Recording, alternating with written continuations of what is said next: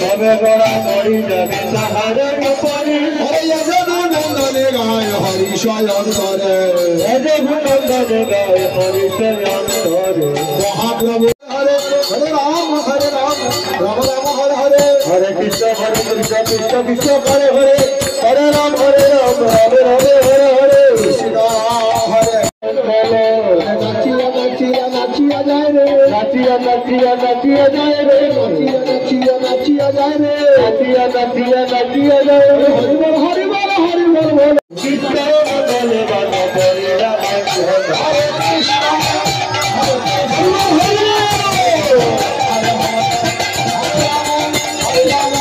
মহাপ্রভু আখড়া পুনঃপ্রতিষ্ঠা হয়েছে আজ থেকে 15 বছর আগে।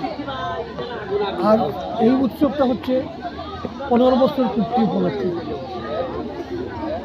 এখানে এই আখড়া পরিচালন কমিটি, এলাকাবাসী তথা ধর্মনগরে ব্যাপক অংশের মানুষের আর্থিক সহযোগিতায় বর্তমান অবস্থায় এই আখড়া পরিচালিত হচ্ছে।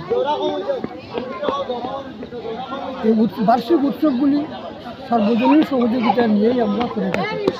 আখড়ার নিজস্ব কোনো পরিচালনা করা বা উৎসব পরিচালনা করার মতো আর্থিক এরকম সামর্থ্য নেই এবং তার পরিকাঠামো, প্রাকৃতিক পরিবেশ, ভৌগোলিক অবস্থার জায়গা সবই আমাদের আছে, কিন্তু আর্থিকভাবে আমরা তাকে আধুনিক সাজসজ্জা সজ্জিত করতে পারছি না।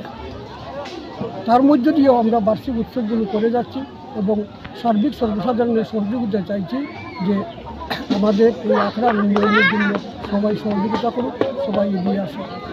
এই অনুষ্ঠানটা আমরা বার্ষিক উৎসব করতে গিয়ে আমরা প্রথম যে 3 দিনের প্রোগ্রাম, প্রথম দিনে অধিবাস কীর্তনের মাধ্যমে আমরা সূচনা করি এবং দ্বিতীয় দিনে আমাদের পূর্ণ নাম যজ্ঞটা হয়, মহাপ্রসাদ বিতরণ হয়। আজকে আমাদের এই উৎসবের, এটাকে বৈষ্ণবীয় ভাষায় বলে বাসি মহোৎসব, আজকে তার পূর্ণতা হয়েছে। গতদিনে যে পূর্ণ হয়েছে তার পূর্ণতার পরিসমাপ্তি ঘটেছে আজকে।